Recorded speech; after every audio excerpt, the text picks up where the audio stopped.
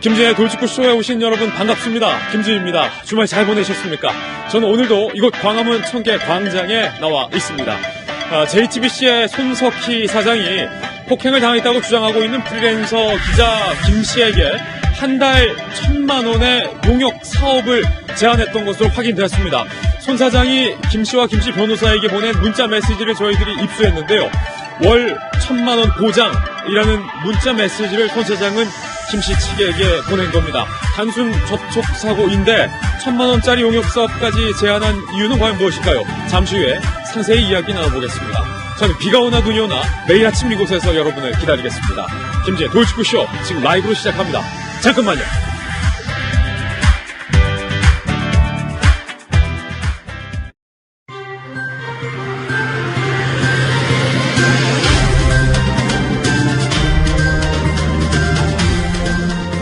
신문 읽어주는 남자입니다. 손석희 사장에 대한 퀘스천 마크, 의문점들이 쌓여만 가고 있습니다. 단순 접촉사고라고 하면서 김 씨에게 왜 5개월간 JTBC의 요직을 그렇게 제안했는지, 급기야 오늘은 손 사장이 월 1,000만 원의 사업까지 김 씨 측에게 제안한 사실이 확인됐습니다. 동아일보입니다. 손석희 사장 2년간 월에 1,000만 원 용역을 보장한다라는 제안을 했더라. 나를 협박했다던 김 씨에게 손 사장은 월 1,000만 원 JTBC 용역 사업을 제안한 것으로 드러났습니다. 그것도 2년 보장. 손 사장이 김 씨와 그의 변호사에게 보낸 문자 메시지들을 오늘 입수했습니다. 먼저 18일 오후 2시 22분. 손 사장은 김 씨에게 너가 동의할 만한 새로운 제안을 오늘 사측으로부터 제의받았다 라고 문자를 보냅니다. 이윽고 하루 뒤인 19일 오후 1시 43분. 손 사장은 김 씨에게 급기야 이렇게 이야기를 합니다. 월 1,000만 원을 보장하겠다. 어떻게 된 걸까요? 잠시 후에 이 이슈 상세히 이야기 나눠보겠습니다. 다음 신문입니다. 이번엔 조선일보입니다. 군이 앞장선 한일 감정 싸움. 일본의 방위상이 해상 자위대 조종사 점퍼를 입고 군을 방문하는 일종의 도발을 하자 우리 국방장관도 맞섰습니다. 해군 조종사 점퍼를 입고 군 부대에 방문해서 일본이 한 번만 더 도발하면 강력하게 대응하라 라고 메시지를 밝힌 겁니다. 북한도 아니고 일본에 대해 강력하게 대응하라는 국방부 장관의 지시는 제가 국방부 출입하면서도 들어본 적 없습니다. 이번이 처음입니다. 급기야 한일 군사적 교류까지 스톱됐습니다. 중앙일보입니다.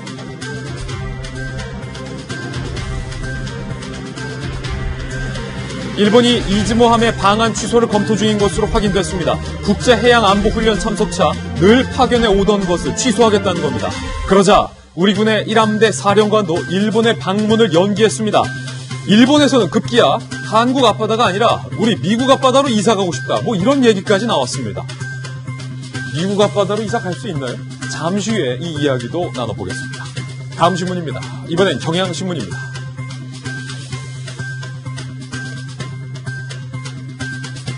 자유한국당의 릴레이 단식이 놀림의 대상이 돼버렸습니다. 5시간 30분씩 번갈아 가면서 단식 시위를 하고 있는데 이게 잘 생각을 해보면 12시에 점심 먹고 5시 30분에 저녁 먹는 그 간격입니다. 나도 하루에 3번 단식 농성 중이다. 뭐 이런 패러디까지 나오고 있는 상황입니다. 급기야 같은 당의 홍주표 전 대표도 웰빙당도 아니고 뭐 이거 자성해라 이렇게 비판했습니다. 잠시 후 오늘의 하플에서 이 소식도 전해드리겠습니다. 다음 신문입니다. 이번에 한국일보입니다. 손혜원 의원에 이어서 이번엔 한국당의 송언석 의원도 이해 충돌 논란에 휩싸였습니다.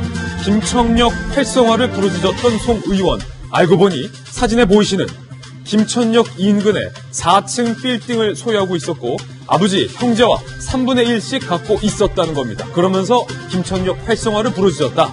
송 의원은 정당한 의정활동이라고 항변하고 있습니다. 부친이 소유한 지 40년이 넘었기 때문에 개발 직전에 대거사들인 손혜원 의원과는 다르다는 겁니다. 다음 신문입니다. 이번엔 한겨레 신문입니다. 사진 한 장 준비했습니다. 심석희 선수가 독일에서 열리는 쇼트트랙 월드컵에 출전하기 위해 출국한 사진입니다. 그런데 심 선수의 목에는 영부인이 선물한 녹색 목도리가 있군요. 심석희 선수 용기를 내줬는데 이번 쇼트트랙 월드컵에서도 좋은 성과 따시길 바라겠습니다. 심석희 화이팅입니다. 지금까지 신문 읽어주는 남자였습니다. 네, 월요일 아침 저와 함께 등판한 등판 선수부터 소개를 해드리겠습니다. 저희 돌직구쇼의 전담 변호사 변환봉 변호사님 나왔고요. 민주당의 미래, 더 나아가 국회의 미래 박용진 의원, 그리고 바르다 박 선생, 참 바른 분입니다. 박정아 전 청와대 대변인, 그리고 베테랑 여기자 박수윤 기자와 돌직구쇼의 시그니처 김배영 박사님 나왔습니다. 모두 어서 오세요. 안녕하세요. 안녕하세요. 네, 이분들과 함께 오늘 돌직구쇼의 문을 오늘 탑뉴스로 힘차게 열겠습니다.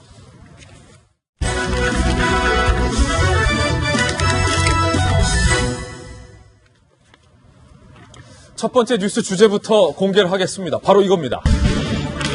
한일 군사 간의 이 감정 싸움이 극단으로 치닫고 있습니다. 일본이 한 번 더 도발할 시 군사적으로 강력하게 대응하라. 우리 국방부 장관의 이야기였는데요. 한일 양국의 국방부를 가나라는 수장들의 패션부터 좀 한번 비교해 보겠습니다. 함께 보시죠. 시작은 먼저 일본이었습니다. 일본 방위상이 해상자위대의 조종사 점퍼를 입고 해상자위대 그 초계기가 소속된 군부대를 방문을 한 겁니다. 일종의 군사적 도발이죠. 대한민국 보라라는 거죠. 그러자 정경두 국방장관도 해군의 조종사 점퍼를 입고 우리 군부대를 방문해서 일본이 다시 한 번 더 이렇게 초계기로 무력 시위를 할 시에는 우리 강경하게 대응을 하라. 라고 목소리를 높였습니다. 점퍼에는 점퍼로, 시위에는 시위로 대응을 한 셈입니다. 정경두 국방장관의 목소리를 저희들이 담아봤습니다. 직접 들어보시죠. 언론에 보도된 일본의 반응 등을 고려시 향후에도 이러한 상황이 발생되지 않는다라고 장담할 수가 없습니다. 무기체계의 성능들을 잘 이해하면서 정상적인 그런 작전을 수행하면서 우리 국민들께서 정말 안전하게 급정하시지 않고 일상생활을 영위할 수 있도록. 그러면서 정경두 국방장관이 우리 군 장성들에게 이렇게 이야기를 했습니다. 세계 어느 나라 해군도 용납할 수 없는 매우 위협적인 행위다. 우방국에 대한 비상식적 언행이다. 라면서 굉장히 불쾌한 감정을 대한민국의 국방부 장관이 숨김없이 여실히 드러냈습니다. 왜 그러냐? 일본의 특히 국회의원들 사이에서 이런 얘기가 나오고 있다는 거예요. 우리 군이 일본 초계기가 위협 비행을 했다라는 증거로 사진 몇 장을 공개했는데 특히 그 레이더 사진에서 분명히 고도 60m, 200피트로 나왔잖아요. 선명하게 표시가 돼 있는데 일본의 한 의원이 이렇게 얘기한 겁니다. 한국이 공이 하나 더 붙었는데 2000피트인데 공 하나 지우고 200피트로 조작한 건 아니냐. 뭐 이런 얘기를 한 거예요. 그리고 또 사진을 보니까 해수면이 왜 안 찍혔냐. 사진에는 그 해수면이 나와야지. 이거 뭐 한국이 조작하는 건 아니냐라는 뉘앙스를 계속해서 얘기합니다. 그리고요. 낮에 촬영을 했다면서 왜 그 적외선 사진을 공개하냐? 한국군 이상하다. 사진 속의 위도와 경도도 이거 이상하다. 엉터리다. 라는 말도 안 되는 얘기를 한 겁니다. 게다가 방위성의 한 간부는요.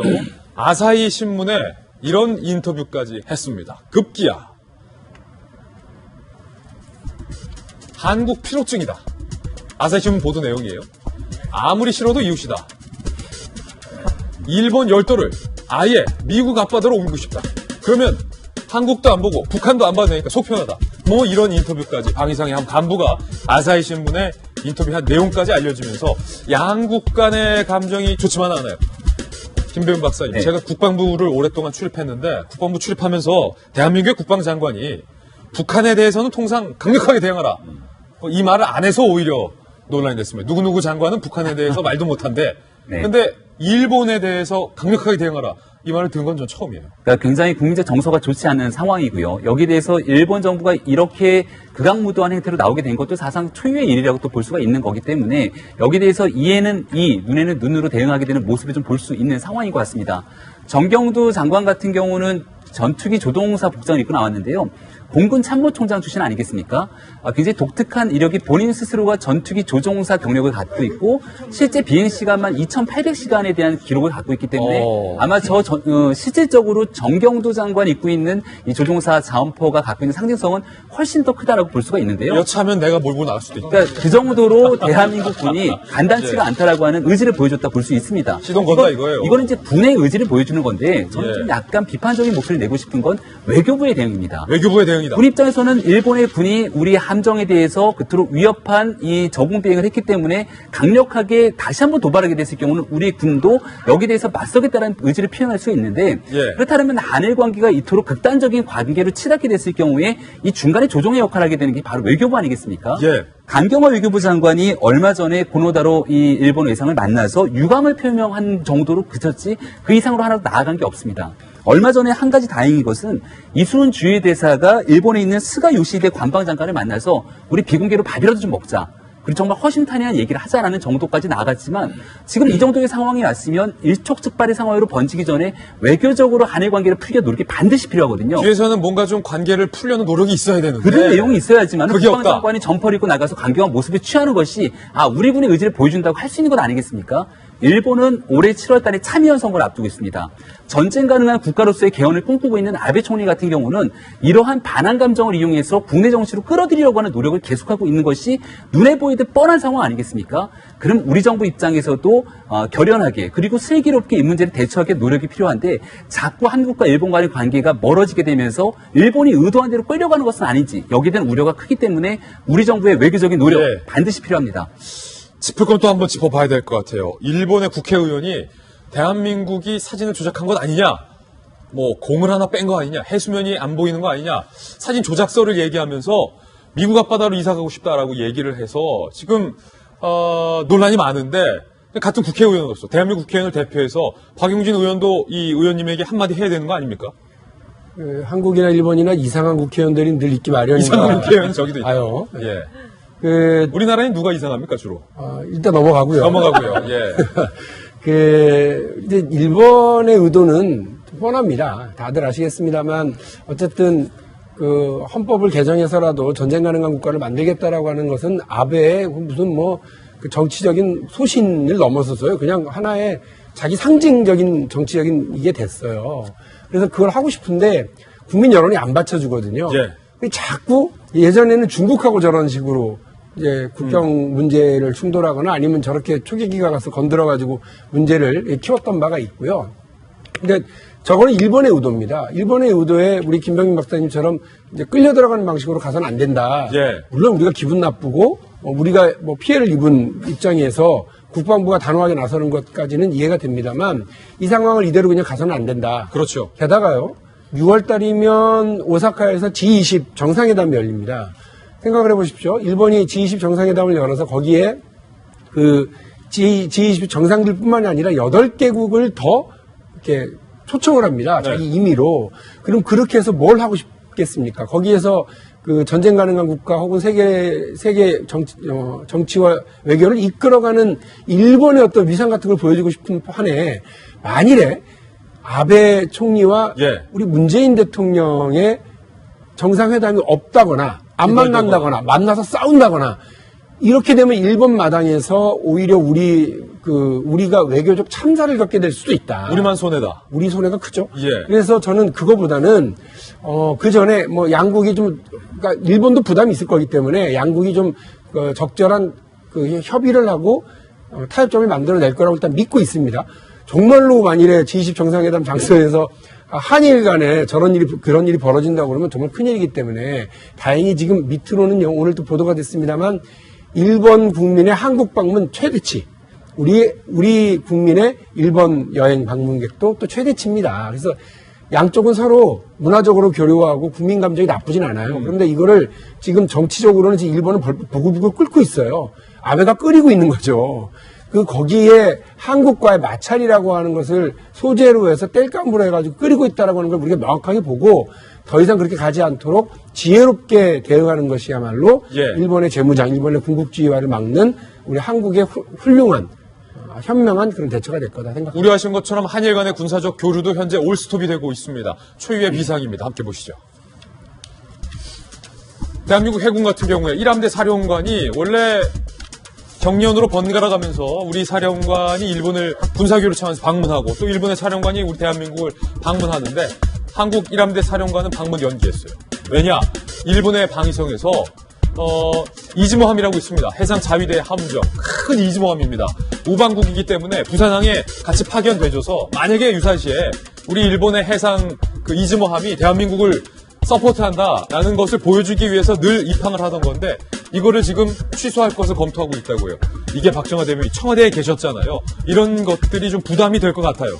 상당히 부담이 되죠. 특히나 이즈모함 같은 경우는 우리 아세안 국방장관회의가 이제 4월에 부산에서 있습니다. 그러면은 미국을 피함한 여러 군함들이 부산항에 입항을 해서 싱가포르까지 쭉 손실을 하는데 그것마저도 지금 수덥이 될 정도로 지금 한일 양국 관계가 굉장히 심각하게 가고 있는데요. 사실은 좀 전에 우리 박 의원님 말씀 주시고 김병방님 말씀 주셨지만 외교적인 노력이 전혀 보이지가 않아요. 그리고 대통령이 이제 한일 정상회담 한 게 보니까 재작년 9월 유엔총회에서 잠깐 하고 이후에는 계속 갈등만 지금 진행되어 왔는데 양국 정부 모두 국방뿐만 아니라 모든 분야에서 자기네 정권 유지나 정권적인 이해관계 때문에 양국 관계를 이렇게 몰아가고 있다는 의심을 살 만한 행동들을 충분히 다 하고 있습니다. 이 건에 대해서는 일본도 마찬가지지만 사실은 우리 정부도 마찬가지고 자유롭지 못하다고 보여지고요. 특히나 앞서 일본 의원들이나 뭐 이런 발언들 봤지만은 일본이 경제 대국이면서도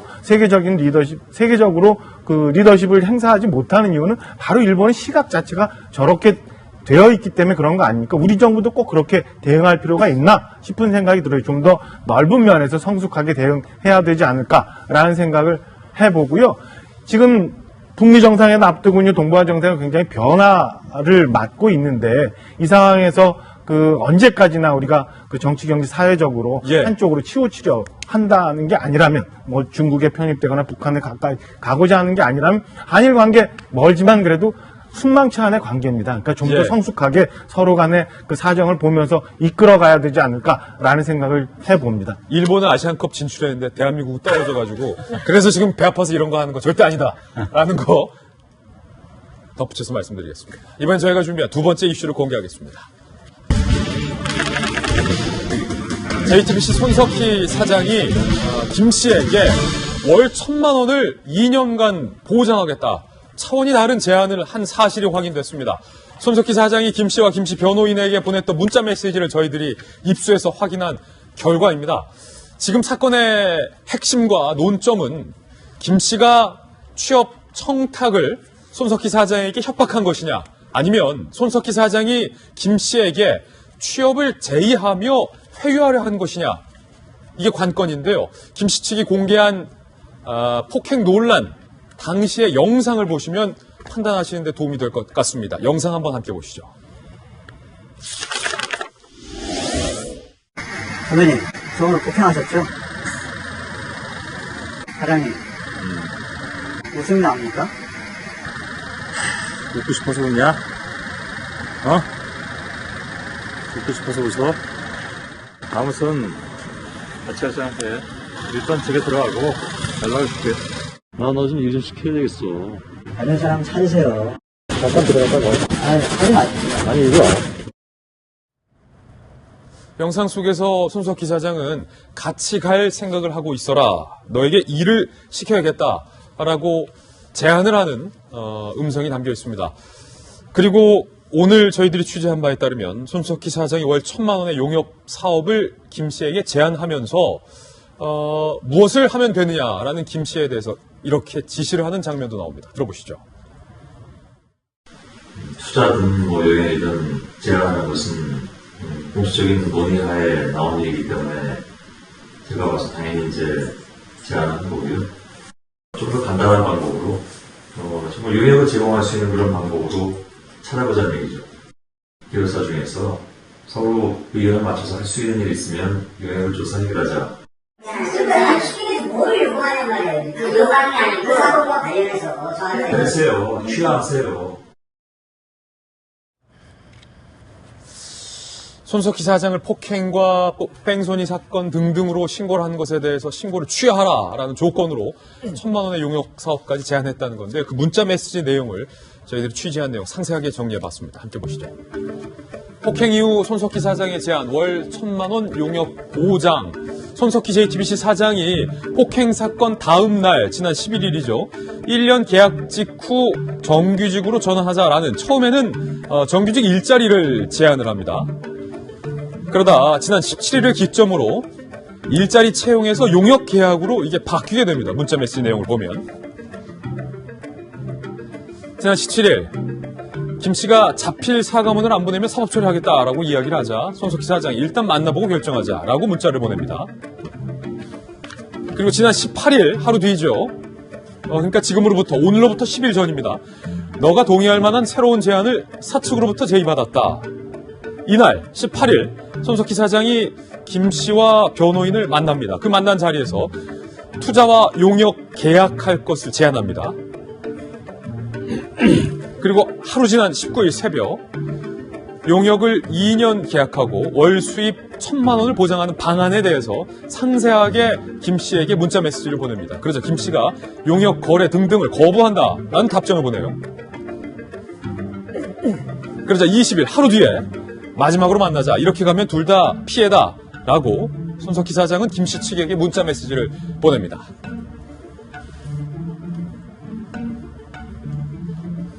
그리고 20일 오후 제가 빠져 있어야 할 상황이 됐다라고 하면서 손석희 사장과 김 씨의 만남은 결국 불발이 됐는데요.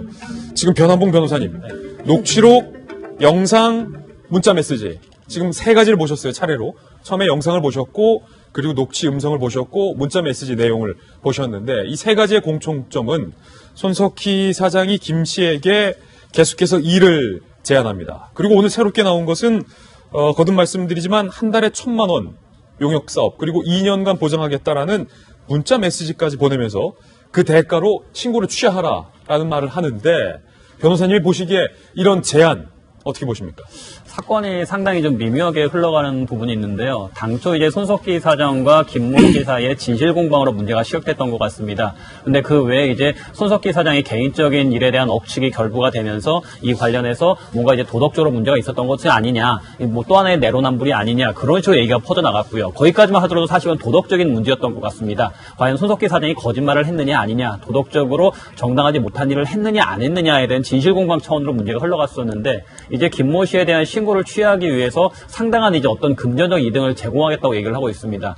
근데 여기서 문제가 되는 것은 손석희 사장의 개인의 비용으로서 네가 만약에 신고를 취한다면 어쨌든 내가 폭행한 것은 잘못됐으니까 신고를 취한다면 내가 합의금을 얼마를 제시를 하겠다까지 한다면 법적으로 문제가 안 될 것 같은데 본인 돈이라면 그렇죠. 본인 돈이랑 문제가 안 될 것 같은데 회사에서 상의가 됐었고 뭐 우리 회사가 안 된다라면 다른 계열사를 동원해서라도 2년 동안 월 1,000만 원, 총 2억 4천만 원 정도의 용역 계약을 주겠다. 용역 내역도 묻지가 않습니다. 무슨 내용도 투자든 뭐든 상관이 없다. 일단 금액은 픽스를 해놓고 네가 할 수 있는 일에 대해서 얘기를 해준다면 그 금액대로 용역 대금을 지급하겠다. 그러니까 사실상 그 사람이 어떤 일을 할 수 있는 가치가 있는 일인지도 전혀 파악하지 않고 자신의 합의금을 회사를 통해서 대신 지급하는 거거든요. 회사 돈으로. 그렇죠. 배임이 의심이 될 수 있는 상황이겠죠. 회사에서 만약 2억 4천만 원 정도의 용역이 필요해서 어떤 유능한 사람을 섭외해달라. 손석희 사장이 여러 종로를 알아봐서 김모 씨가 그 분야에 상당한 재능을 보유하고 있다. 이 사람과 2억 4천의 용역 계약을 체결하자라고 하면 모르겠지만 그것이 아니라 손석희 사장이 일단 네가 2억 4천을 받는 걸로 하고 신고를 취하자. 일은 뭘 해도 좋아. 우리 회사가 아니면 계열사 뭐든 동원해 줄게. 라고 한다면 회사에서는 사실상 의미가 없고 가치가 없는 용역을 받고 돈이 나가는 거잖아요. 그러면 손석희 사장이 개인적인 그 이득을 위해서 회사의 돈을 빼돌린 것이기 때문에 배임죄로 갈 수가 있습니다. 물론 이건 양 당사자에 대한 공방이기 때문에 확정된 내용은 아니긴 하겠지만 이제 뭐 약간 보게 한다라면 조금 용역에 대한 제한 내용이 좀 이상하다. 구체적으로 당신이 언론이라든가 뭐 경영이라든가 투자에 대해서 이러이러한 시나리오를 작업을 해주고 거기에 대한 퀄리티를 평가해보고 심사를 하고 우리가 용역에 대한 금액을 책정하겠다가 아니라 일단 2억 4천 내용은 알아서 해. 조금 석연치 않은 구석이 상당히 많이 있죠. 법적으로 볼 때 약간 배임의 가능성이 배임의 있다. 소지가 좀 있죠. 만약에 누군가 배임으로 고소하게 된다라면은 조금 방어하기가 어떠실까 쉽지는 않을까하는 생각이 좀 듭니다. 물론 공개된 영상과 공개된 녹취 파일과 공개된 문자 메시지 상의 내용을 전제로 했을 때 이런 가능성이 그렇죠. 있다는 거고 양측 간에 어떤 이야기가 오고 갔는지는 더욱더 조금 더 살펴볼 필요가 있어 보입니다만 일단 법적으로는 이런 분석도 가능하다라는 의견을 주셨는데 이게 묘하게 흘러가는 게 지금 박정하 대변인 사실은 단순 뺑소니 사고에 합의금 150만 원을 건넸을 때만 하더라도 아니 사고인지 인지를 못할 정도였는데 150만 원이면 너무 큰 돈이 아니냐라는 궁금증은 있었습니다만 개인의 돈이기 때문에 그냥 그럴 수도 있겠거니라는 생각을 했는데 만약에 지금 보신 문자 메시지 내용대로 지금부터는 회사의 돈이 월 1,000만 원씩 김 씨에게 지급이 된다는 제안을 한 것이기 때문에 좀 차원이 달라진 것 같다. 지금 저희가 보고 있는 문자 메시지는 그 김모 씨라는 소위 말하는 그 폭행 피해자가 고소를 하고 난 이후에 이제 경찰서에 신고를 하고 난 이후에 이제 생긴 사안이에요. 그러니까 그 전에는 그 피해자 김모 씨가 어떤 연유로 계속 그 손 사장에게 뭘 요구를 했는지 그리고 손 사장은 개인적으로 어떤 이 문제를 해결하기 위해서 어떤 노력을 해왔는지는 더러 양측 주장이 다르지만 좀 달리 이제 전해져 왔는데 지금부터는 사실은 손 사장이 개인 문제가 아니라 회사의 투자 용역까지 얘기하면서 나오기 때문에 또 굉장히 새로운 차원으로 좀 넘어가고 있는 상황 같습니다. 근데 좀 전에 약간 말씀 주셨지만 사실은 사고 당일 2017년 4월 당일 그 손석희 사장은 전혀 인지를 못할 정도의 사고라고 했는데 불구하고 이 레카차 견인차 기사는 범퍼를 바꾸고 라이트가 깨질 정도였다고 주장을 하고 있고요. 그 다음에 그 문제가 됐던 주차장에서부터 그 레카차와 손석희 사장이 만나는 지점까지 한 3, 4km를 또 굉장히 주행을 많이 했다는 거예요. 쫓아가면서. 거리가 꽤 되는군요. 굉장히, 그러니까 금방 쾅 났는지 아니면 손 사장 주장대로 사고가 났는지 안 났는지 모를 정도로 헤어졌는지 잘 모르겠습니다만 3, 4km를 손석희 사장은 주행을 했고 이걸 또 저 레카차는 쫓아갖고 할 정도로 굉장히 긴 시간 동안 요란한 사고들이 좀 있었던 것 같아요. 이 건에 대해서 사실은 손 사장이 김모 피해자가 주장하는 것처럼 이상한 얘기를 주장하고 왜 이 지경까지 왔는지에 대해서 김모 피해자가 좀 억지를 부린다 100번 1000번 양보해서 하더라도 그때 사실관계를 손 사장이 분명하게 얘기를 하신다면 사실은 국민적 의혹이 여기까지 갈 필요도 없었고 합의금이 이렇게 할 필요도 없었고 회사가 저렇게 회사를 통해서 투자 용역을 해야 될 필요도 없는데 사실은 그 앵커라는 중요한 지위에 있고 언론사 대표에 있는 공인으로서 왜 이 건을 이렇게 모호하게 진행해 오는지 의심이 갈 수밖에 없는 상황인 것 같아요. 종합을 해보면 손석희 사장이 이른바 폭행 사건이 있은 직후 5개월간 이 김 씨에게 제안했던 것들이 상당히 많습니다. 그거 한번 종합을 해봤는데요. 김 씨에게 건넨 손석희 사장의 5개월간의 제안, 처음에 탐사기획부 기자 자리, 언론사 기자 자리는 저도 후배 기자들 채용과 경력직 채용에 관여를 해봐서 아는데 쉽게 들어올 수 있는 자리는 아닙니다. 누군가 쉽게 줄 수 있는 자리도 아니고 어쨌든 손 사장은 김 씨에게 탐사기획부 기자 자리를 제안했었고 그리고 앵커 브리핑팀의 작가 자리도 제안을 했습니다. 그리고 미디어 프로그램의 기자 급기야 월 1,000만 원의 용역까지 지금 계약을 했는데 김배은 박사님 보시면 다양한 직위와 다양한 영역의 것을 5개월간 짧은 기간 동안 김 씨에게 뭐랄까요 좀 다급했다고나 할까요 전방위적으로 좀 제안하는 모습이 보이는데 본질로 돌아가면 채용 협박을 받은 거라고 볼 수 있습니까? 손 사장 주장대로? 너무 여러 가지 내용들이 많이 섞여 있는데요. 특히나 이 김모 씨 같은 경우는 프리랜서 기자지 않습니까? 그 나이도 지금 50줄에 접었던 걸로 알고 있는데 이 흔히 말하는 언론계 입장에서 누군가에 대한 기자를 경력직으로 채용하게 됐을 경우에 너무 나이가 많거나 거기에 대한 이 실질적인 일을 하기에 분위기가 맞지 않으면 여기에 대해서 아무리 영향력 있는 사람이라도 데려오게 됐을 경우에 사내에서 문제가 발생할 소지들이 다분할 겁니다. 아마 김모 씨 입장에서는 정규직 채용건이든 JTBC 입사에 대한 여러 가지 의지가 있었던 것으로 우리가 충분히 추정해 볼 수가 있는 것 같은데요.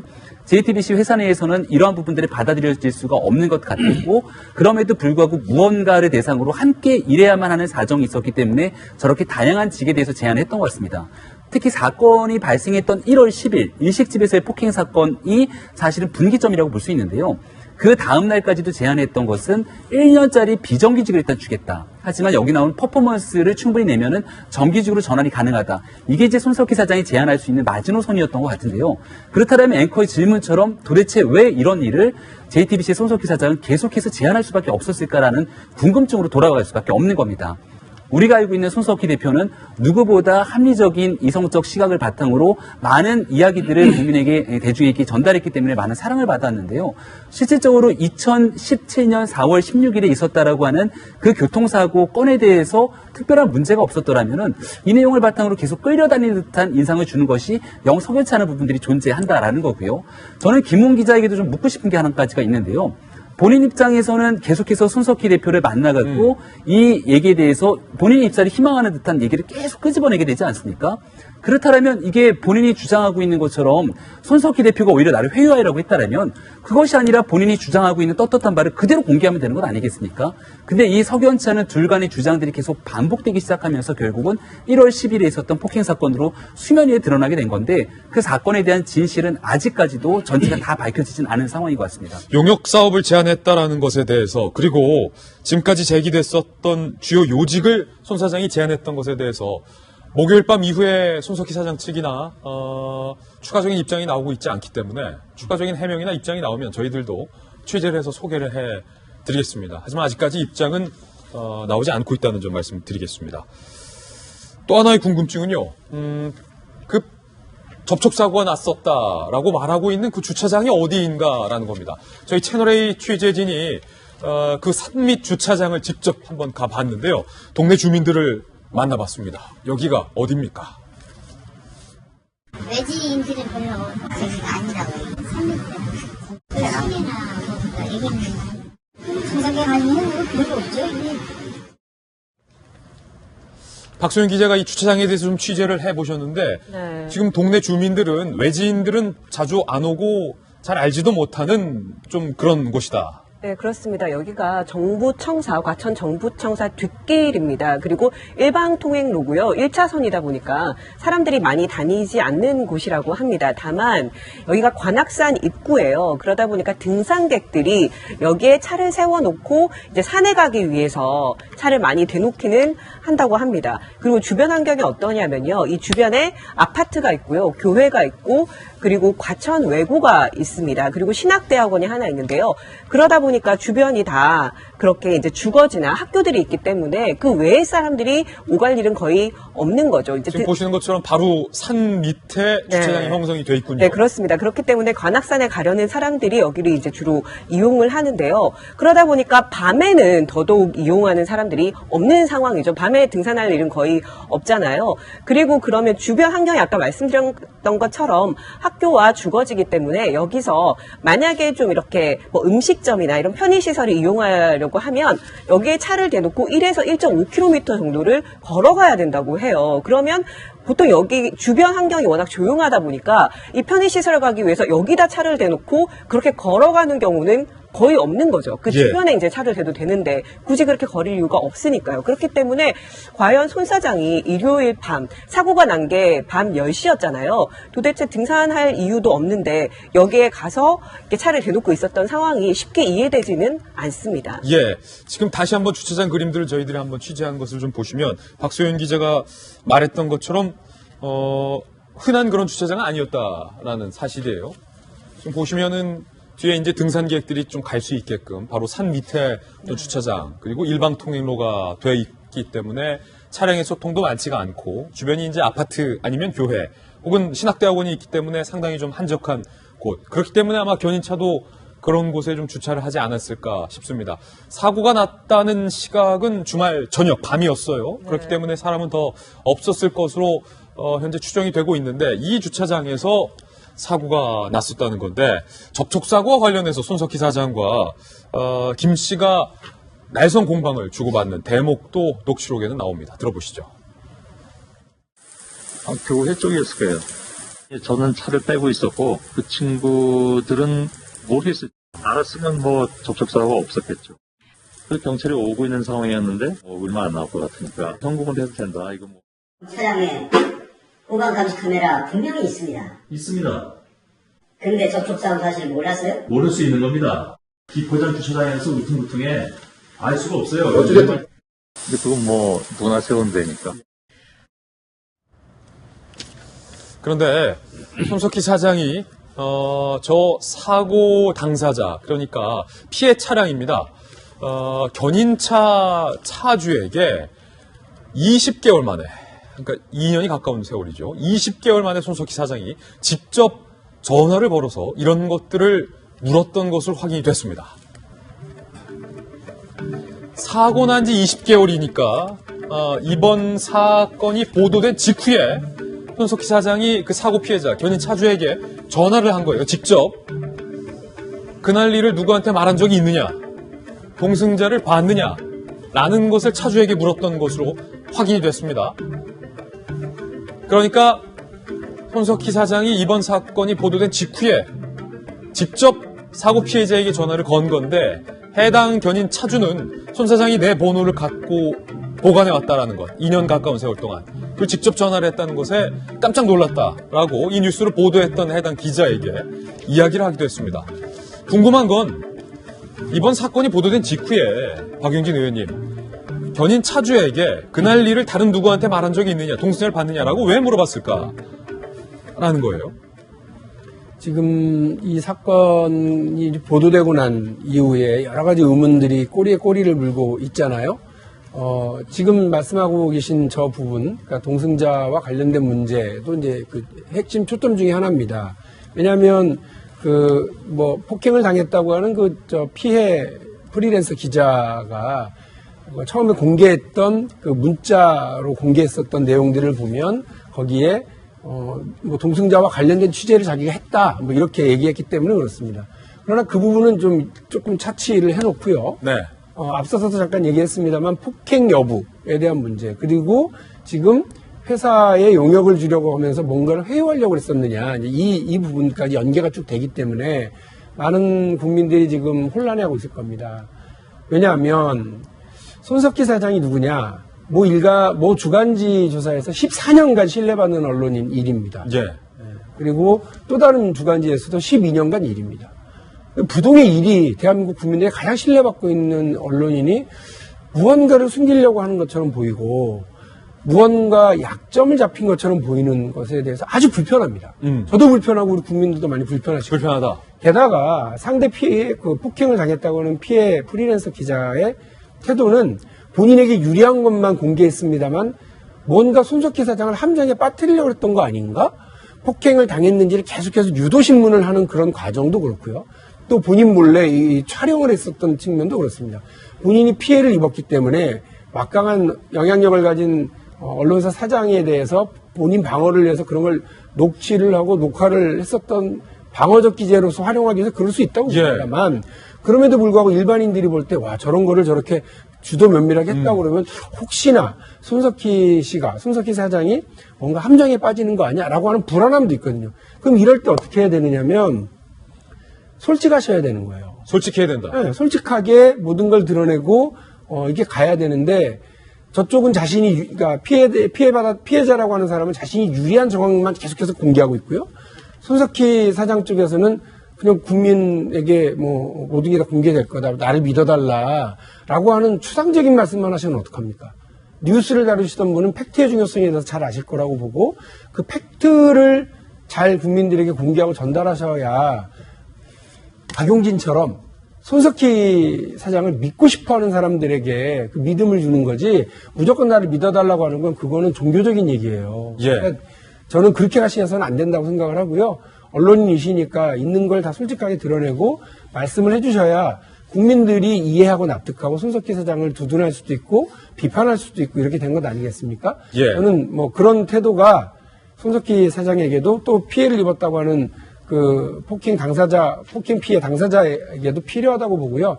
더 이상 이렇게 자기가 유리한 것만 내놓고 유리한 얘기만 하는 것은 아니라고 생각합니다. 그날 그 주차장에 왜 갔는지, 동승자는 누구였는지, 있었는지 없었는지, 폭행을 했는지에 대해서 왜 이렇게 요직을 제한하고 1,000만 원 용역까지, 회사 돈까지 제한을 했는지, 왜 지금까지 침묵을 하는지에 대한 이유를 좀 하나라도 내놔야 한다라는 박용진 의원의 지적이었는데, 다시 질문으로 돌아갑니다. 변함 변호사님. 네.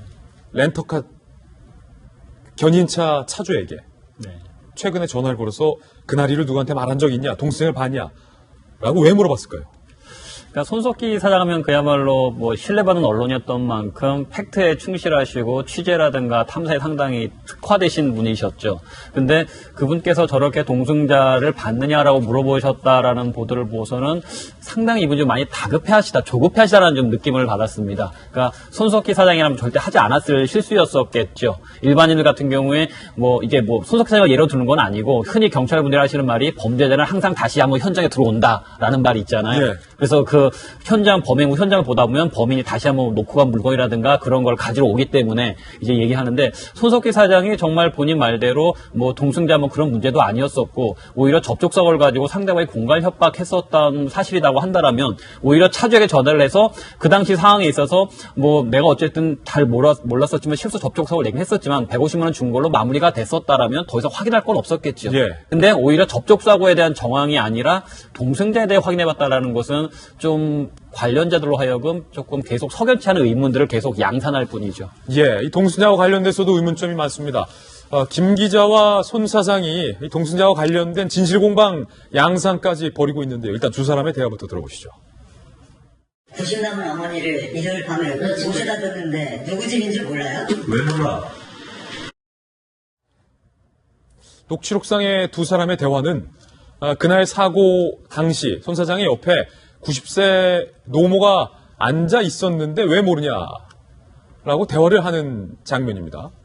그러자 손석희 사장은 어머니 90세 넘은 노모에 대해서는 이의제기를 하지 않는 모습을 보였습니다. 그런데 이 사건이 보도된 이후에 손석희 사장 측의 해명은 저때 대화와 조금은 다릅니다.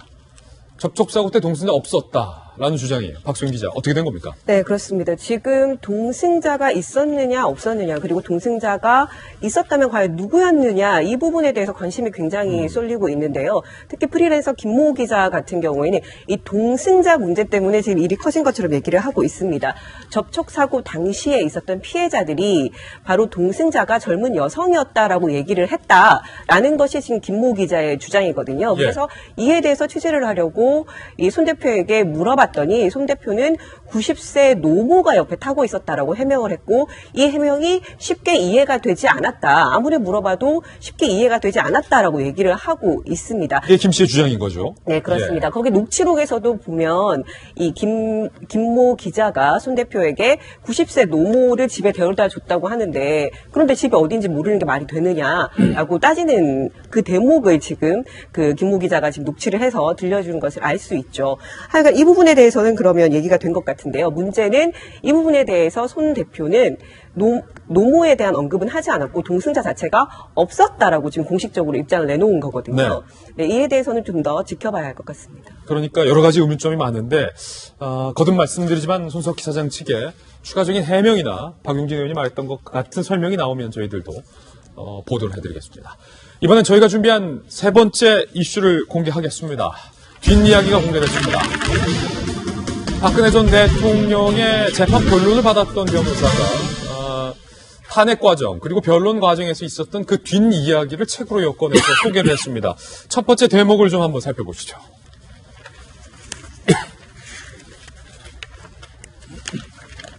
박근혜 전 대통령이 2017년 3월에 첫 피의자 조사 때 흐느끼면서 이런 말을 했었다라는 뒷이야기를 공개한 겁니다. 나라를 위해서 밤잠 설쳐가면서 고생인 줄 모르고 살았는데 제가 그 더러운 돈을 받겠다고 사람을 어떻게 그렇게 더럽게 만듭니까? 라고 말을 하면서 흐느껴서 조사가 잠시 중단됐었다. 이 책을 펴낸 최명성 변호사의 당시 복귀 내용은요. 사고가 날 것 같아서 조사가 잠시 중단됐다. 박 전 대통령이 너무 억울해서 그랬을 것이다. 라고 밝혔습니다. 김弁박사님, 그러니까 박 전 대통령의 저 주장에 대해서 동의를 하든 동의하지 않든 그때 당시에 이제 뒷이야기가 지금 뒤늦게 좀 알려졌다라는 차원에서 좀 주목해 볼 필요가 있을 것 같은데 더러운 돈이라고 표현을 했어요. 박 전 대통령이. 사람을 더럽게 만드느냐.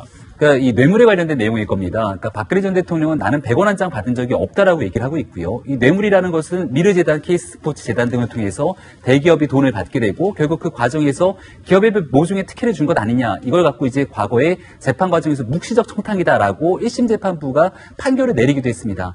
지금 보고 있는 책이 바로 이 최명성 변호사가 지어낸 탄핵 인사이드 아웃이라고 하는 책인데요. 탄핵 과정에 있었던 내밀한 이야기들을 밖으로 좀 끄집어내는 여러 가지 내용들이 담겨져 있는 것 같습니다. 박근혜 전 대통령이 구속된 지 벌써 2년이 거의 다 지나가거든요. 근데 실제로 그 당시에 있었던 여러 관계자들을 보게 되면 최근에 이 국정농단 사건의 핵심적인 인물 중에 하나가 삼성이었습니다. 예. 이 더러운 돈이라고 해당되는 건 결국은 삼성이 미르재단, K스포츠재단 등에 대한 돈을 투혼하게 되고 정유라의 승마 지원에도 삼성이 말 등에 대해서 지원을 했다는 것 아니겠습니까? 그 대가로서 삼성이 삼성물산과 제일모직이 합병하는 과정에서 정부가 도움을 줬다. 이게 이제 뇌물로 엮여 들어가게 되는 핵심 고리라고 볼 수 있는데 그 인물 중에 하나인 이재용 삼성전자 부회장은 최근 문재인 정부의 경제정책 활성화에 대해서 곳곳마다 나타나게 되는 여러 가지 모습들을 보이고 있는데 여전히 박근혜 전 대통령은 이 구속 수감되어 있는 상황인 점을 봐서 이 당시에 있었던 내용들을 다시 한번 끄집어내고 나는 경제적으로 이득을 받은 것이 없다라고 최명선 변호사는 주장하게 되는 모습으로 볼 수 있는 것 같습니다. 실제로 과거에 전두환 전 대통령 그리고 노태우 전 대통령이 구속되고 결국은 사형 등에 대한 선고를 받게 되지만 그 뒤로 사면을 받게 돼서 다시 세상으로 나오게 되는데 그렇게 긴 시간이 걸리진 않았거든요. 한 2년이 된 상황이기 때문에 이쯤 돼서 박근혜 전 대통령이 재조명해야 된다는 목소리들을 좀 높이기 위해서 아마 최명선 변호사가 이 같은 책을 써내려간 것이 아닌가 생각이 듭니다. 그러면서 또 하나의 비하인드 스토리를 책에서 공개하는데요. 그 대목도 한번 살펴보시죠.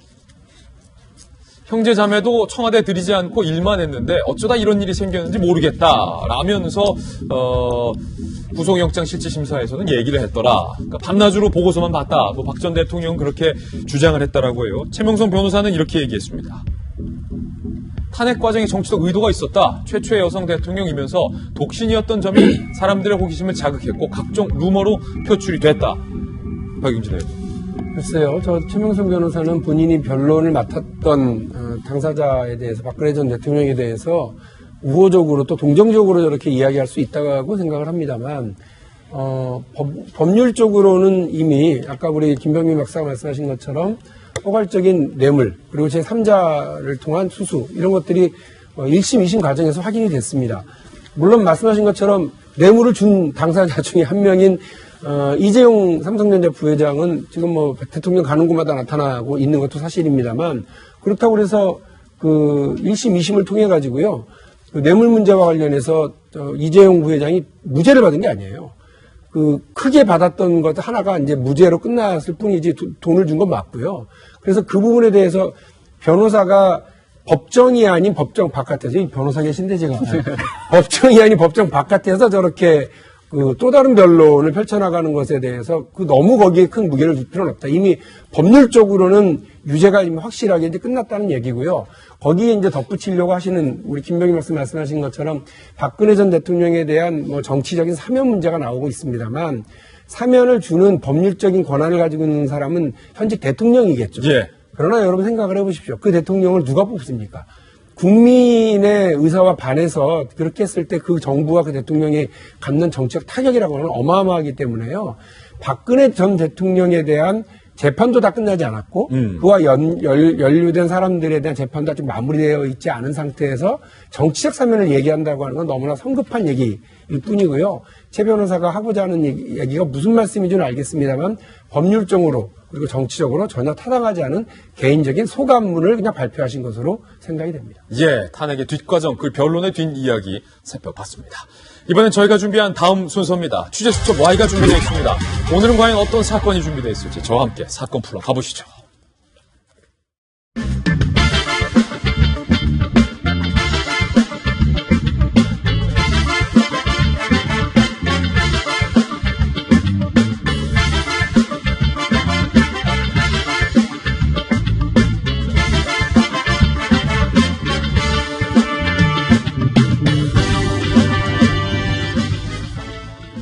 네, 취재수첩 Y입니다. 오늘도 돌직구쇼 수사반장이자 대한민국 최고의 수사통 백희종 전 팀장님 모셨습니다. 어서 오세요. 네, 안녕하십니까. 그리고 변 변호사님도 함께합니다. 박용진 의원은 또 유치원 비리와 관련해서 또 기자회견 때문에 재빨리 또 기자회견장으로 이동을 했습니다. 이 두 분과 함께 살펴볼 첫 번째 취재수첩부터 열어보겠습니다. 함께 보시죠. 나도 경찰 특공대인데 같은 경찰끼리 좀 살살합시다. 간 큰 40대가 붙잡혔는데요. 도대체 어떤 사건인지 함께 보시죠. 나도 경찰 특공대다.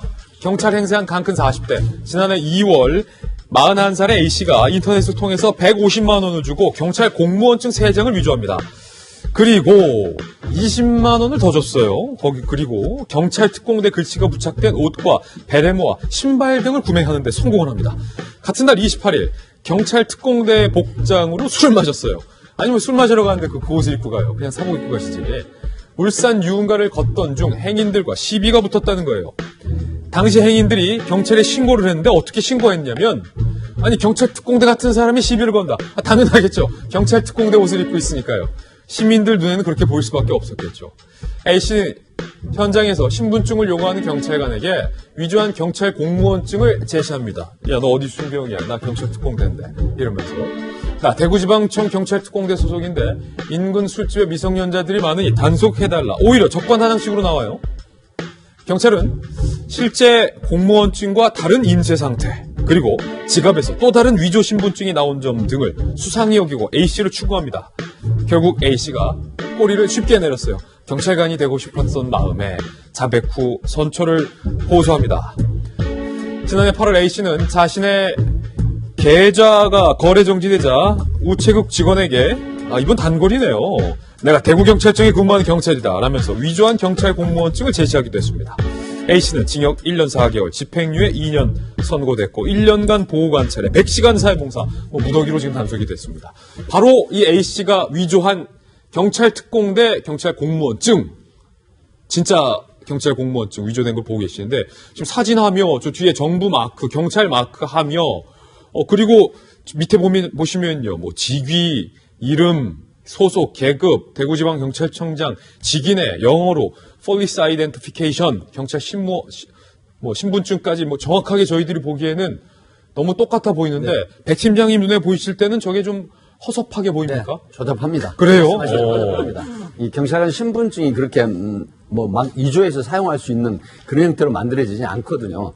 지금 여자 경찰관 같은 경우는 일부 지역마다 틀리긴 하지만 120대 1, 남자 경찰관도 한 70에서 90대 1 정도 굉장히 치열한 경찰 고시거든요. 예. 혹시 저분이 경찰관 지망을 했었던 적이 있지 않을까 좀 그런 생각도 드는데 사실 경찰관을 복장을 하고 경찰관 행사를 한다고 하는 부분은 굉장히 저분이 잘못된 거예요. 왜 그러냐면 경찰관 제복을 입고 근무 시간에 근무를 하지 사실 경찰관 같은 경우는 대부분 근무 시간 아니면 사복을 합니다. 더군다나 새벽 4시입니다. 이게 울산에서 대구청 특공대 경찰관이 울산에 와서 새벽 4시쯤에 술을 먹고 행위가 시비를 한다? 이건 경찰관 자격도 없고 또 경찰관이 그렇게 한 사람이 없거든요.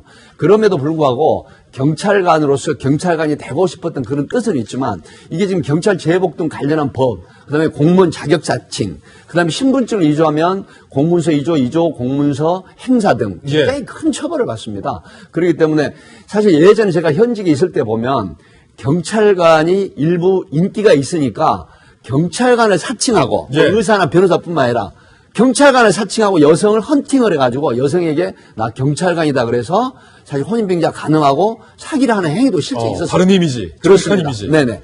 그렇기 때문에 이제 경찰관을 선호하고 이런 복장을 했는지 모르지만 사실 시민들로 봐서는 경찰관의 신뢰에 큰 훼손을 주기 때문에 이런 엄정한 처벌을 해야 될 그런 상황입니다. 예, 저는 여기서 의혹 하나를 더 보태고 싶어요. 변호문 변호사님. 아무리 경찰이 되고 싶었다고 하지만 이른바 경찰 뽐내기를 위해서 쓸 돈의 액수가 150만 원, 20만 원, 170만 원, 200만 원 가까이. 이거 큰 돈이에요. 그냥 단순히 내가 경찰 옷 입고 술 먹고 싶어서 돈을 쓰기엔 200만 원은 크다는 거죠. 혹시 다른 뭔가 범행을 위해서 거금 150에 플러스 20만 원을 드린 것이 아닐까라는 의혹을 하나 보탭니다. 아마 여자에 대해서는 수사기관에서 추가로 수사를 했을 거라고 생각을 합니다. 근데 아마 추가로 발견된 것이 없지 않았을까 싶기는 하고요. 이제 다른 보도에 의하면 이 사람이 상당히 경찰에 대한 꿈이 컸었다라고 합니다. 정말 진짜 꿈. 40세가 좀 넘었었는데 경찰을 너무 하고 싶어해서 이게 관련 용품을 모았다고 하는데 사실 또 밀리터리 덕후들 그런 사람 같은 경우에도 이게 본인의 돈 수백만 원 투자해서 군복을 사거나 군용 장비를 많이 사기는 하고 맞아요. 이 사람들이 너무 경찰이 되고 싶고 경찰 특공대가 정말 되고 싶어서 아마 이 정도 돈을 샀던 것 같고 백팀이 말씀하셨던 것처럼 이제 그게 너무 좋다 보니까 그걸 입고 사고를 친 게 아닌가 싶은 생각이 듭니다. 근데 아마 경찰관도 그분에서 그 여지를 분명히 두고 수사를 했을 것 같은데 특별한 더 혐의를 발견하지는 못해서 위조 공문서 위조죄, 위조 공문서 사용죄, 행사죄 두 가지에 있어서만 아마 기소를 했었던 것으로 보여집니다. 처음엔 만약에 이분이 그냥 12번 붙었다면 경찰도 선처를 해줬을 텐데 우체국직원한테 가서 나 경찰이니까 내 계좌 풀라 뭐 이런 것까지 했기 때문에 아마 경찰이 이렇게 처벌하지 않았을까 싶은데 전 한 가지 또 놀랐던 게 백 팀장님 인터넷에서 150만 원만 주면 대한민국 경찰의 신분증을 3장이나 위조를 해주고 20만 원만 주면 경찰 특공대 베레모 신발까지 다 줍니까? 네, 지금, 이렇게 허술합니까? 지금 변한문 변호사 말씀하셨지만은 밀리터리 룩이라든가, 그러니까 군인 복장이나 경찰 복장, 또 일부에서는 뭐 특사경이나 소방관 복장을 하고 어떤 범죄를 하는 경우가 있거든요. 그리고 인터넷상에서 보면 적은 돈을 가지고도 사실 허접하고 조잡하긴 하지만 특히 중국 쪽에서 신분증 이조를 많이 합니다. 예, 그래서 그런 조직이 있지만 이런 부분이 나중에 엄청난 처벌을 받는 상황이거든요. 하기 때문에 이런 어떤 공문서를 이조한다거나 또 자격 사칭을 한다거나 그렇게 해서 더군다나 범죄를 했다라고 하면 더더욱 가중처벌을 경합범으로 처벌받기 때문에 정말 조심해야 될 범죄고 특히 시민들이 이건 경찰관의 행동이 아닌데 경찰관을 사칭하고 신분증 제시하는 경우에는 바로 즉각 112 신고를 해서 어떤 피해를 당하지 않도록 하는 그런 지혜가 필요합니다. 예, 첫 번째 취재 수첩이었습니다. 이번에 두 번째 취재 수첩을 좀 한번 보겠습니다. 함께 보시죠. 인천에서 한 교사가 수업 시간에 이른바 야한 소설 준 말입니다. 야설을 봐서 여고생들에게 이게 또 걸린 사건이 나왔습니다. 어떤 사건인지 함께 보시죠. 교사가 수업 시간에 일단은 지난 21일 인천 A여고에서 한 학생이 SNS를 통해서 스쿨 미투를 폭로합니다. 댓글이 1200개 달리면서 다른 성폭력 정황까지 폭로가 된 상황이에요. 교사들의 발언과 행동들이 현재 문제가 되고 있다는 학생들 주장이 나오고 있는데 그 중에 하나가 한 선생님이 이렇게 얘기했다는 거예요. 수업 시간에. 교복이 몸을 다 가리고 있기 때문에 음란한 상상을 유발시킨다. 가장 야한 옷이다. 너희들이 입은 옷이 뭐 이런 얘기를 교사가 했다. 그리고 나도 저렇게 예쁜 사람이 있으면 성추행하고 싶을 것이다 라는 발언도 교사가 학생들에게 한 것으로 학생들 주장에 따르면 그렇습니다.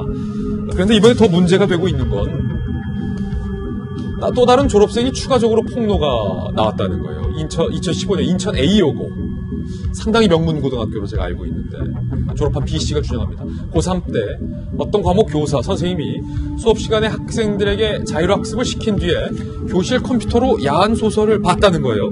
이것을 어떻게 여고생들이 알았냐면 그 수업이 끝나고 학생들이 컴퓨터를 이제 정리하다가 수능시험 폴더, 뭐 비슷한 이름으로 되어 있는 수능시험 문제, 뭐 수능시험 예상, 뭐 준비 이런 폴더가 있어서 그걸 들어가 봤는데 그 안에 무수히 많은 이런 야한 소설들이 있었다는 거예요.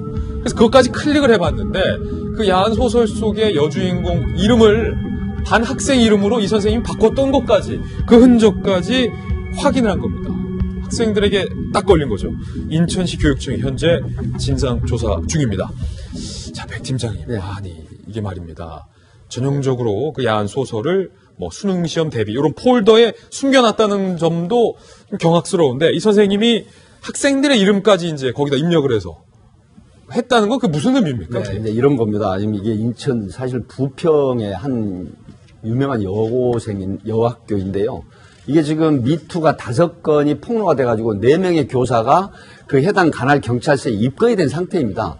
근데 2달이 지나서 이제 졸업생이 이걸 했는데 사실은 자율학습을 시켜요. 뭐 제가 학과목까지는 말씀 안 드리겠지만 이 교사 선생님이 자율학습을 시키고 나서 뭔가 굉장히 열심히 보는 거예요. 그래서 이 학생이 궁금했던 거예요. 지금 졸업생인데 23세 된 졸업생인데 궁금해가지고 수업이 끝나고 나서 그 파일을 보니까 이게 바로 자율학습을 시키고 교사라는 선생님이란 분이 야한 소설. 근데 이게 뭐냐면 소설의 여주인공이 여학생 교복을 입은 주인공입니다. 근데 거기에 파일을 보니까 그 파일 목록이 야한 소설인데 그 속에 이름을 또 바꿀 수가 있어요. 그러니까 예를 들어가지고 뭐 한밀히 그러면 내가 정말 예쁘고 말 잘 듣고 좋아하는 여학생의 이름이 있는지 모르겠지만 그 여학생 이름을 바로 인위적으로 바꿔가지고 그리고 그 여학생을 주인공으로 삼아서 그 야한 소설을 봤단 말이에요. 근데 더욱 경악스러운 건 사실 제가 예전에도 여기서 뭐라고 얘기했냐면 예전에 스승님의 그림자도 밟지 마라 하는 건 존경심이 있어야 된다고 하죠. 그래서 기브앤테이크죠.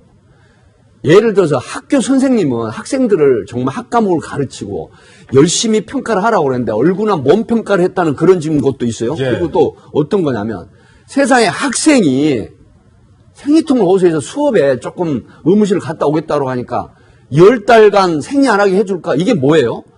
학생이 생리를 안 하는 건 바로 임신을 하라는 얘기 아니에요. 예. 이게 좀 경악을 할 상황이에요. 이게 학교 교사 선생님이 어떻게 이런 얘기를 해요. 이런 부분 때문에 지금 1200명의 학생들이 나도 당했다. 그리고 정말 비난의 댓글을 올리는데 인천시 교육청에서는 이거 정말 치밀하게 조사해서 엄정하게 경찰이 고발을 하고 관련한 조치를 해야 학생들이나 학부형들이 정말 안심하고 학교를 예. 보낼 수 있는 그런 상황 같은 이거 지금 적잖이 굉장히 파문이 일어나는 사안입니다. 맞습니다. 지금 변한부 변호사님, 인천시 교육청이 학교층을 상대로 진상조사에 나섰다는데 이게 이미 학교를 졸업한 졸업생들의 지금 추가 폭로도 있기 때문에 과연 제대로 된 처벌까지 이어질 수 있는가라는 좀 걱정도 있어요.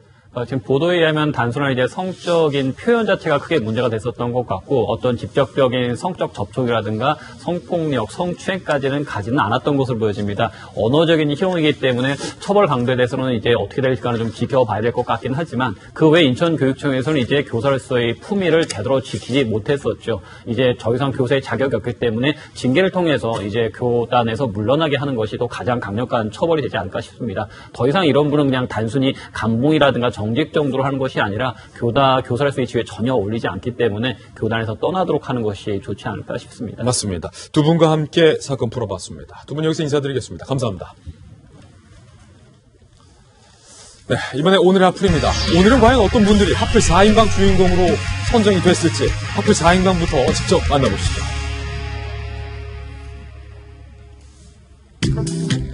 자유한국당 사진도 있고 손혜원 의원이 오늘 또 하플의 주인공으로 출연을 하셨군요. 청와대 사진도 있습니다. 그리고 심석희 선수 어떤 사연인지 하나씩 소개해드리겠습니다. 자유한국당이 나흘째 릴레이 단식 농성을 이어가는 중입니다. 조혜주 중앙선관위 상임위원 임명, 청와대 특별감찰반 비리, 손혜원 의원의 부동산 투기 의혹 등 갖가지 문제가 쌓여 있다며 농성 이유를 밝혔는데요. 그런데 야심차게 시작한 단식으로 되려 놀림을 당하고 있습니다. 단식이라고 밝힌 시간표를 보니 9일간 하루 2개조가 돌아가며 5시간 30분 동안만 식사를 하지 않는 형태였던 겁니다. 그러자 정치권 안팎으로부터 이거는 간헐적 단식이다, 웰빙 단식이다, 뭐 이런 지적도 나왔고요. 더불어민주당 우원식 의원은요, 그렇게 따지면 나는 단식을 매일 3번씩 한다 라며 비판을 하기도 했습니다. 패러디가 등장도 했습니다. 배우 김희성 씨가 10시간 단식 후 첫 끼니라는 글과 함께 깨끗하게 비운 뚝배기 사진을 올려서 자유한국당의 단식을 풍자했는데요. 논란이 커지자 한국당은 현재 용어를 릴레이 단식에서 릴레이 농성으로 바꾼 상황입니다. 그런가 하면 내일 당대표 출마 선언을 하기로 한 황교안 전 총리는 출마 자격 논란에 휩싸였습니다.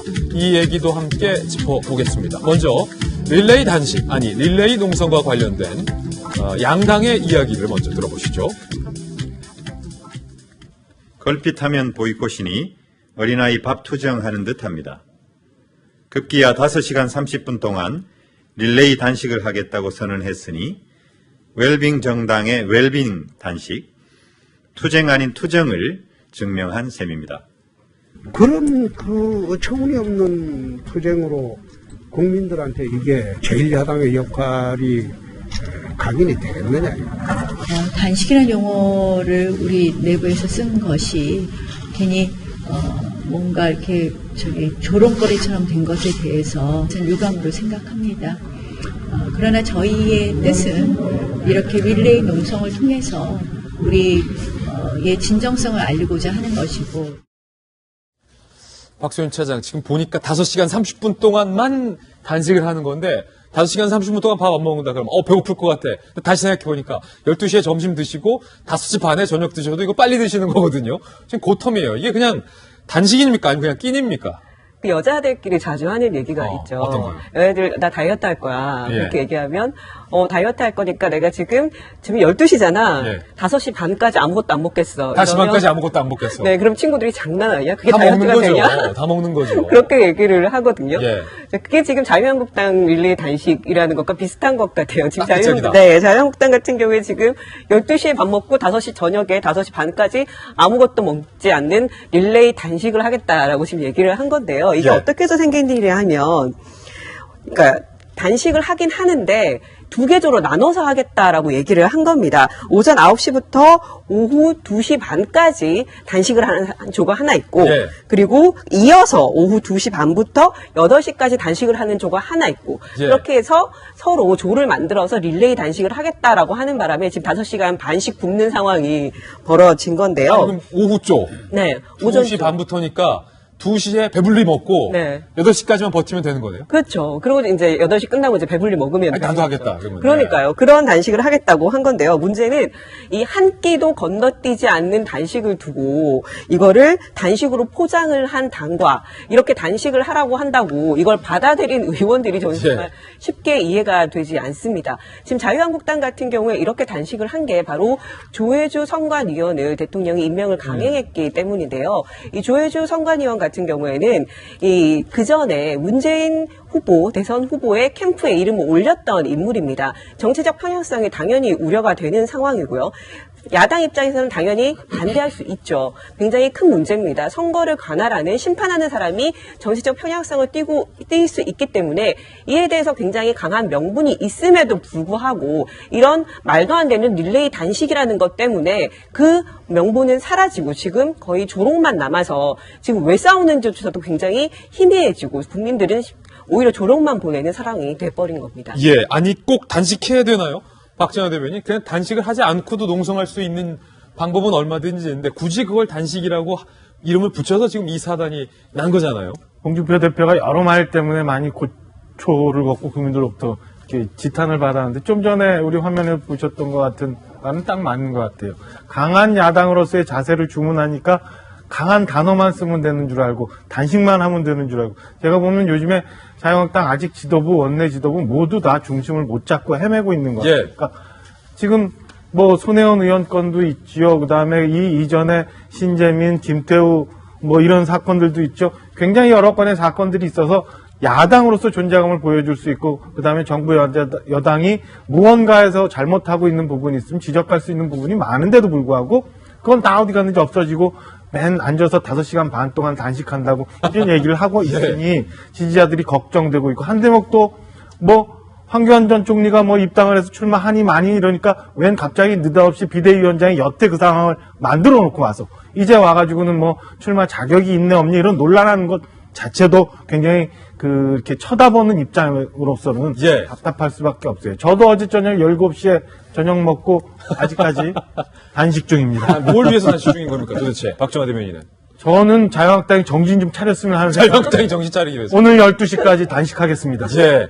정말 박정화 대변인의 결기가 느껴지는 단식 농성이 아닐 수 없는데 황교안 전 총리의 출마 자격 논란도 일고 있습니다. 먼저 황 전 총리의 입장도 한번 들어보시죠.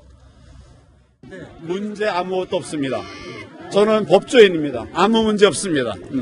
이번 전대는 여러 의견들 다 모아서 함께하는 전대가 되어야 됩니다. 지금 그러니까 당원 규정에 당비를 3개월 납부한 책임 당원만 선거에 나갈 수 있다는 조항이 있는데 황 전 총리는 입당한 지 얼마 안 됐으니까 그 3개월을 당비를 내지 않았기 때문에 안 된다. 뭐 당내에서 이런 견제구가 있다는 거죠. 그렇죠. 지금 김병준 비대위 입장에서는 얼마 전에 김병준 비대위원장이 스스로 나는 불출마할 것이다라고 얘기하면서 나도 안 나오니까 황교안 전 총리도 나오지 말고 오세훈 전 시장도 나오지 말아라는 얘기를 한 적이 있지 않습니까? 그리고 나서 이렇게 이 실질적인 피선거법 문제가 논란이 불거지게 되니까 결국은 출마를 막기 위한 모종의 행보가 아니냐라고 해서 여러 가지 오해를 살 수가 있는데요. 박정화 대변인께서 정확한 지적을 해주셨던 것처럼 사실 사전에 막을 수 있거나 조정할 수 있는 얼마나 많은 기회들이 있었습니다. 특히 당권과 대권을 분리해야 된다라는 얘기들을 많이 하게 되는데요. 그렇다면 집단 지도 체제 등을 통해서 사실 모든 사람이 전권을 가져가지 못하도록 하는 것도 비대위가 다 할 수 있었는데 이미 전당대회 판은 깔아놨고 주사위는 던져졌습니다. 그렇다면 주사위가 던져진 채로 나머지 일은 당원들의 뜻에 맡길 수밖에 없는 상황이라 더 이상은 사실 지도부가 개입할 수 있는 권한과 명분이 이제 떨어지고 있는 그런 상황인 것 같습니다. 예, 두 번째 하풀 주인공도 만나보겠습니다. 손혜원 의원입니다. 손혜원 의원과 관련된 또 다른 의혹입니다. 자신이 속했던 문화체육관광위원회 산하기관 인사에도 참여했던 것으로 드러났습니다. 문체부에 따르면 손 의원이 2017년 친분이 두터운 조모 씨를 피감기관인 한국공예디자인문화진흥원의 사무처장으로 추천했다는 겁니다. 사무처장은 예산과 기획을 총괄하는 요직 중의 요직인데 당시 손 의원이 추천했다는 조모 씨는 이 분야 경력이 전무한 사람이었습니다. 때문에 인사 추천을 받은 진흥원 입장으로선 매우 난처했다는데요. 현재 손 의원 측은 문체부가 먼저 추천을 요청했다라고 해명했지만 진흥원 안팎에선 부적절한 인사다라는 평이 나오고 있습니다. 이뿐 아닙니다. 그간 손혜원 의원은 박물관을 짓기 위해 남편에게 부동산 매입을 부탁해왔다라고 설명을 해왔는데 이 해명도 달라졌습니다. 최근 언론 취재에 놀란 남편이 아니 당신 대출 받았냐? 라고 묻자 손 의원이 목포집 사는데 썼다라고 답했다는 겁니다. 남편 재단의 부동산 매입을 사실상 자신이 남편 몰래 대출까지 받으며 주도했다라고 시인을 한 셈이 돼서 논란이 일고 있습니다. 그간 투기 의혹을 원색적으로 맞대응하던 손 의원이 25일에는 나는 이제 잠시 쉬겠다라는 입장을 밝힌 상황인데요. 하지만 이후에도 목포와 관련한 손 의원의 SNS는 지금까지 계속 가동되는 중입니다. 이 대출과 관련된 손 의원의 그간의 입장을 한번 준비해봤는데 들어보시죠. 그 옆에 있는 집, 조그만 집, 뭐 입구, 뭐 이런 것들을 쭉 이제 가능하다면 이런 것들을 사달라라고 이제 남편한테 얘기를 했고, 그리고 재단에서 이제 조금씩 이렇게 이제 늘려가고 있는 중입니다. 나머지 대출 금액 용처에 대해서 혹시 알려주실? 제가 검찰 조사 곧 받을 거니까 그때 다 알려드릴게요. 바로 요 대답. 변호사님, 손혜원 의원이 그러니까 남편의 재단이 대출을 했어요.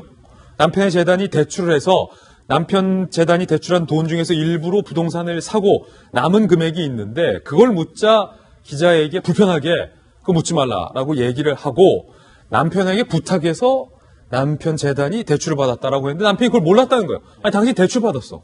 앞뒤가 안 맞아요. 손혜원 의원이 다른 것에 대해서는 적극적으로 해명을 하시고 항변을 하시는데 이해 충돌에 있어서만큼은 그 대답을 잘 안 하시죠. 그렇게 더 이상 묻지 말아달라. 그것은 아니다라고 그냥 턴을 긋고 계시는데 사실 이제 손혜원 의원은 계속 그 해명을 하고 있는 것이 내가 이익을 본 것이 없는데 왜 자꾸 이해 충돌이라고 하느냐라는 얘기를 하고 계십니다. 근데 이해 충돌이라는 것은 그 공익과 사익의 충돌을 쓰는 상황 자체가 발생하게 되면 발생되는 문제지 굳이 공익과 사익의 충돌이 돼서 거기서 공익을 배제하고 사익을 취했다 해서 이해 충돌이 되는 것은 아니고 거든요.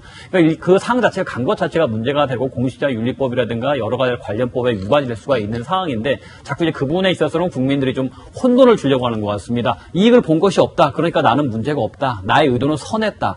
이해 충돌이라는 것은 본인의 의도가 선한지 악한지를 따지지 않고 공익과 사익이 충돌되지 않도록 해라. 오얏 나무 아래서 갓을 고쳐 쓰는 상황을 만들지 마라. 라는 것이 이해 충돌에 대한 상황인데 그분을 좀 너무 본인한테 좀 유리하게 해석을 하시려는 것 같아요. 그리고 이제 말이 안 되다 보니까 자꾸 그분의 질문에서는 저렇게 말을 잡고 그냥 대답하지 않겠습니다. 검찰 조사에서 얘기를 하겠습니다. 라는 식으로 회피하시는 입장을 만들고 계시고요. 그러니까 사실상 남편의 재단도 손혜원 의원이 마음껏 활용을 한 건 아니냐라는 의혹인데 박 차장 오늘 동아일보가 취재한 바에 따르면 또 다른 피감기관이 등장합니다. 한국공예디자인문화진흥원 다양한 피감기관에 대해서 손혜원 의원이 이른바 압박을 했다라는 의혹이 여기저기 언론 매체에도 다양하게 보도되고 있는데 지금 문화진흥원 측에서는 부적절한 인사였고 난처했지만 손혜원 의원이 추천을 했기 때문에 우리가 채용할 수밖에 없었다는 입장인 거죠? 네, 그렇습니다. 지금 손혜원 의원이 지금 인사를 추천했다는 얘기가 여러 군데에서 나오고 있죠. 얼마 전에는 이 나전칠기 장인의 딸이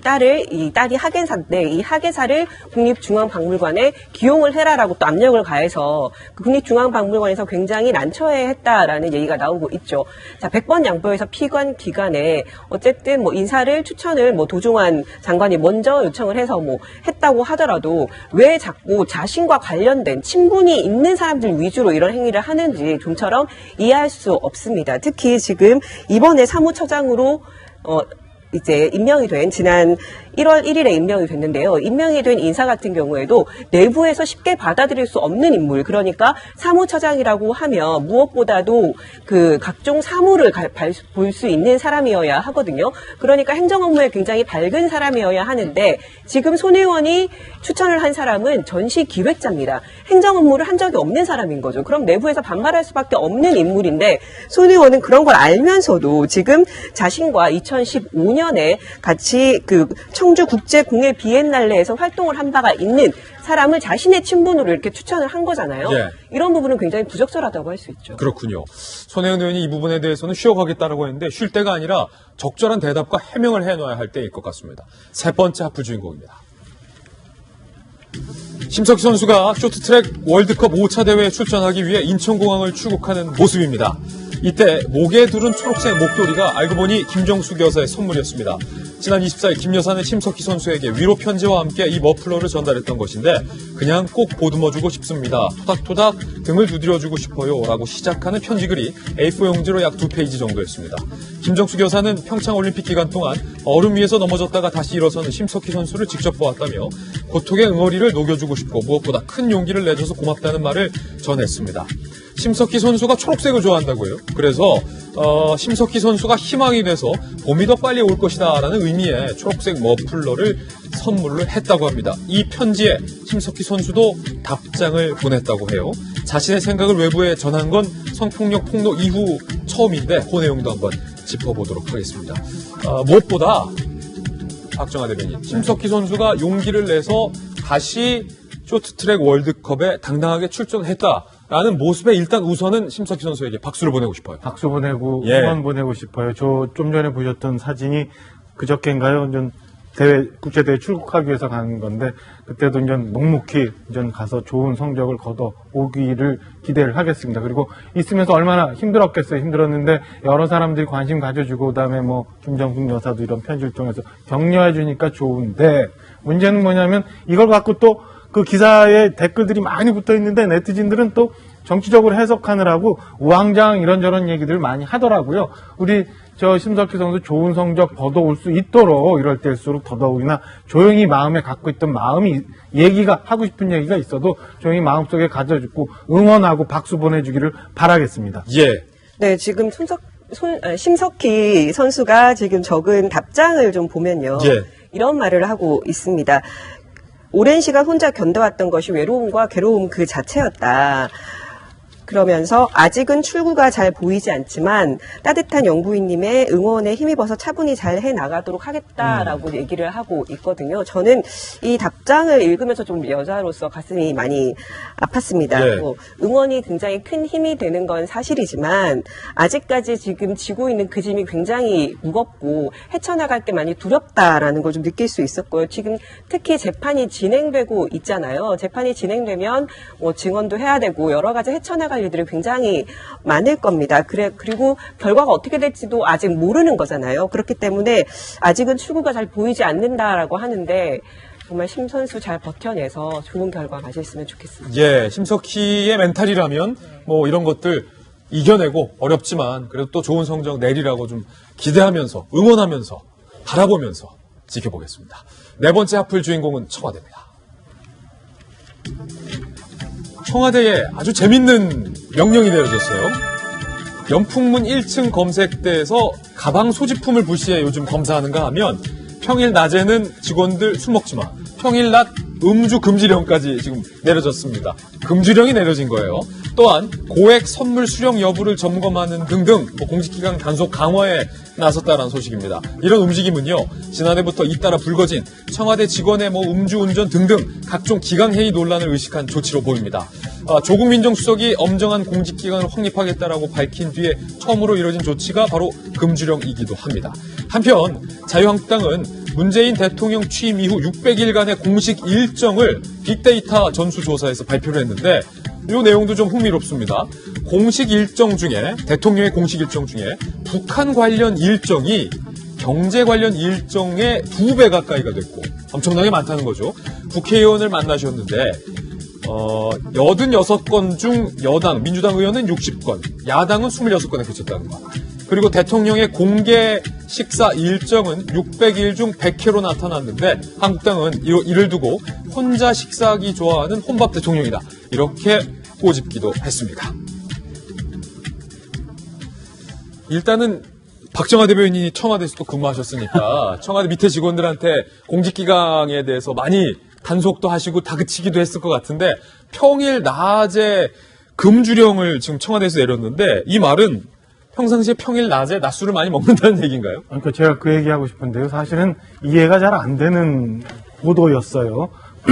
청와대는 저같이 무슨 언론인을 많이 상대해야 되고 불가피하고 그다음에 매일매일 특별히 전력에 큰 도움이 되지 않는 사람이라면 가끔 낮술도 먹고 저녁에 술도 먹을 수 있지만 그렇지 않은 경우는 청와대가 근무 중에 술을 먹는다거나 이런 건 상상할 수 없는 일이었는데 저런 게 보도가 되니까 글쎄 왜 그 조국 민정수석이 처음 공직기관 협의체를 만들고 난 다음에 첫 일신이 저렇게밖에 될 수 없나라는 아쉬운 점이 있고요. 늘상 청와대는 가방검사 해야 되고 명절을 앞두고 늘상 책상까지도 다 검열을 하고 있습니다. 예. 책상도 심지어 죄가 있을 때는 책상을 그 시건양치를 풀어가지고 검사를 해서 거기서 그 불필요한 물건이 나와서 상품권 일부가 나와서 사표 쓰고 나간 직원들도 있어요. 그렇군요. 그러니까 늘상 항시 청와대는 해야 되는데 저게 왜 새삼스럽게 뉴스가 돼야 되는지에 대해서 민정, 그 다음에 총무, 그 청와대 모두가 좀 다시 한번 생각하고요. 이참에 공직기강 다시 잡아서